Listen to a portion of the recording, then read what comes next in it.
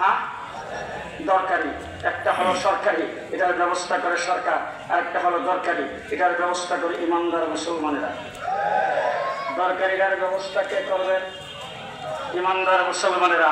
আর সরকারিটার ব্যবস্থা কে করবেন? জি সরকার করবেন। দেশের পুলিশ বাহিনী আছে না নাই? বিডিআর আর্মি, তাদের বেতন দেয় কে? তারা কিসের পাহারাদার? দেশের পাহারাদার।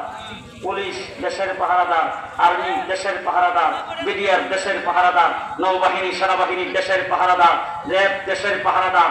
এই জন্য গণপ্রজাতন্ত্রী বাংলাদেশ সরকার তাদের ব্যবস্থা করে সরকারি কোষাগার থেকে, মানুষের ট্যাক্সের পয়সা থেকে। আমার ভাইরা পরিষ্কার ভাষায় বলছি, মাদ্রাসায় পড়ে আলিম ওলামায়ে কেরাম, তারা হলো মানুষের ঈমান আর ইসলামের পাহারাদার। মাদ্রাসার ছাত্র শিক্ষক কিসের পাহারাদার? ঈমান আর ইসলামের পাহারাদার। সুতরাং তাদের জীবন দেশের পাহারাদার যারা, তাদের বেতনের ব্যবস্থা করে সরকার। ঈমান আর ইসলামের পাহারাদার যারা, তাদের যাবতীয় সবকিছুর ব্যবস্থা করবে ইমানদার মুসলমানেরা। কথা কি মনে থাকবে?